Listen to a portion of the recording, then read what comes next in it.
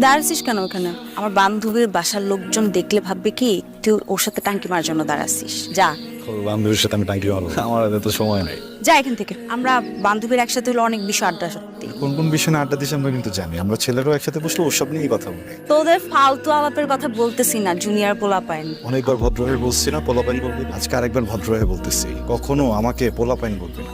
কি স্যার? কিরে আরে কখন থেকে তো আমি জিজ্ঞেস করতেছি, কিচ্ছু বলতেছে না। তোর সাথে তো বেশি খাতি, তুই জিজ্ঞেস করে দেখ যে তোরে কি বলে কিনা। আচ্ছা সুন্দর হয়ে বলবি না, এখানে থাপ্পড় দিব। বেয়াদবি করবি না, যা এখান থেকে। এই এদিকে তাকা, কি হয়েছে? হ্যাঁ কি হয়েছে বল। এই বাজিতকে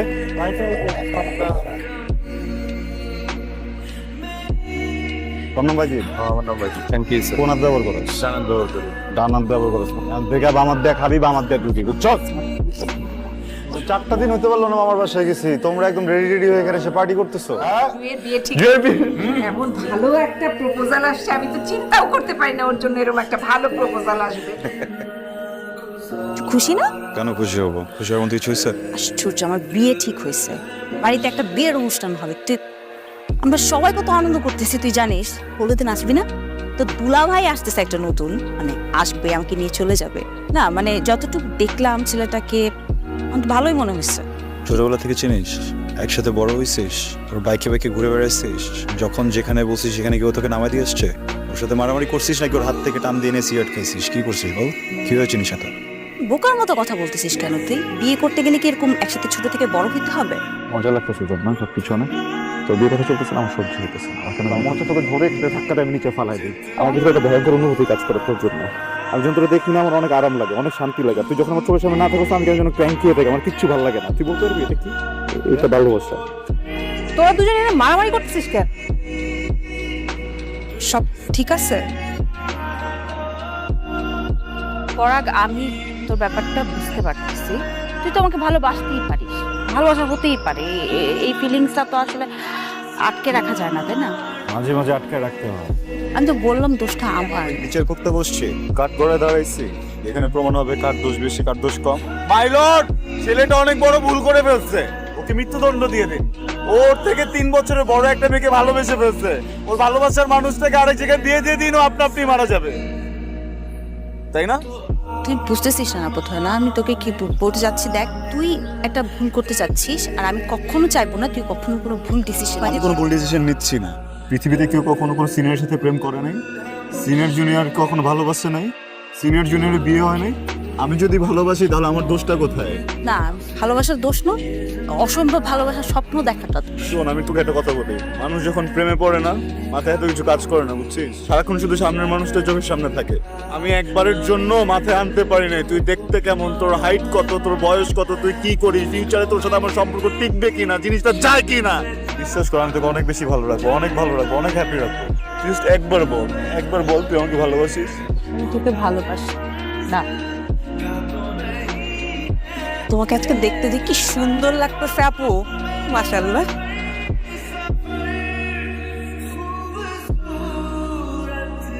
কতদিন পর তোরে দেখলাম, কোনো খোঁজ খবর নাই। ফোন দিলে ঠিকভাবে ফোনটাও ধরস না। আমি তো ভাবলাম আমার ছেলের আমি হারাই ফেললাম। এত ইমোশনাল হয়ে আসছো কেন? এমন ভাবে কাঁদতেছো মনে হচ্ছে আমি 5 বছর পর ইউকে থেকে এসেছি। কি বুঝবি? হ্যাঁ, নিজের ছেলে যদি 5 মাসে না দেখি না, তো যেন 5 বছরও দেখতেছি না। আরে ভাইয়া, এইসব কিছুই না, কাহিনী তো অন্য।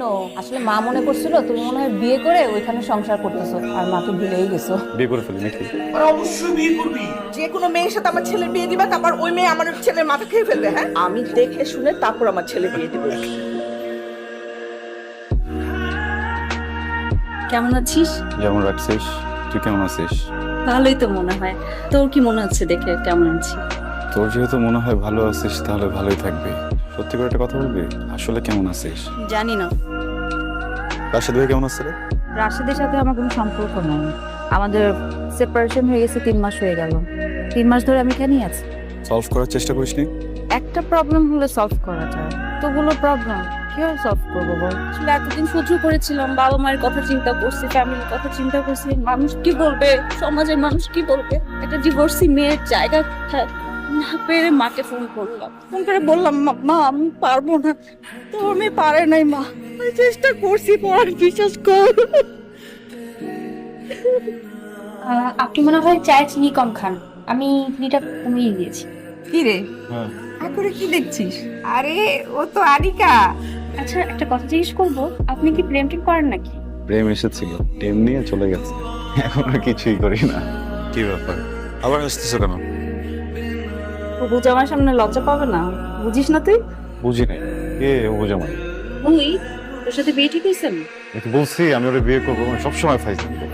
এটা কর, ভালো মেয়ে, ভদ্র মেয়ে, ছোটবেলা থেকে চিনি তো, ওকে বিয়ে করলে ভালো থাকবে, আমি গ্যারান্টি দিচ্ছি। জয়ী, তোকে আমি বিশ্বাস করি, তুই যেহেতু বলছিস ভালো থাকবো, তার মানে ভালোই থাকবো।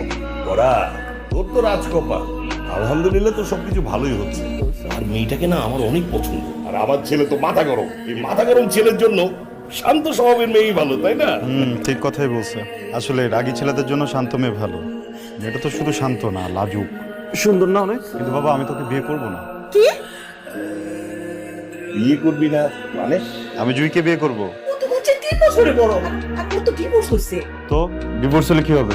সামাজিক বা ধর্মীয় কোথাও নিষেধ করা আছে যে 3 বছরের বড় ডিভোর্স মেয়েকে বিয়ে করা যাবে না? এই তোর কি মাথা খারাপ হয়ে গেছে নাকি? মাথা ঠিকই আছে।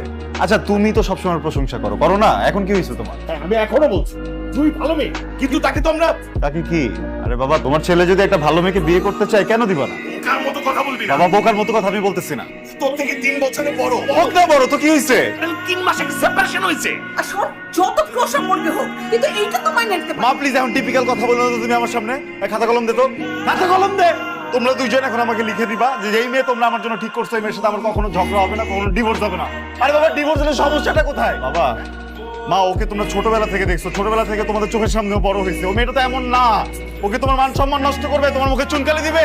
আমি অত কিছু বুঝি না। তোর থেকে 3 বছরের বড় ডিভোর্সে কোনো মেয়ের সাথে তোর বিয়ে দেব না, দেব না মানে দেব না। বাবা আমি জুইকে বিয়ে করবো, বিয়ে করবো মানে বিয়ে করবো। সময় কি ব্যাপার, কিছু বলবি? আর এখানে বসলি কেন? উপরে বস। আর কি বলবি বল। আমি জুইকে বিয়ে করতে চাই, প্লিজ প্লিজ। বলতেছিস বাবা? ওকে আমার সাথে বিয়ে দাও না, দাও না প্লিজ। ও আমাকে বোঝে, আমি বুঝি তো আমাকে পছন্দ করো। ওকে একটাবার ডাকো, তুমি ডাকো জুই প্লিজ। একটু বল না আন্টিকে, একটু বুঝা। আন্টি ওকে জিজ্ঞেস করো তুমি।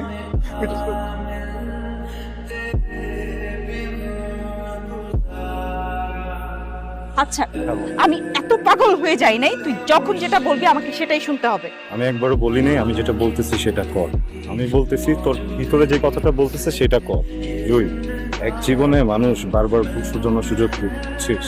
কেউ একজন তো আছে যে চায় তুই আমার সাথে থাক। তাহলে এত কিছুর পরেও কেন আবার ওই একই সিচুয়েশন আমরা দাঁড়িয়ে আছি বল? কি বলবি?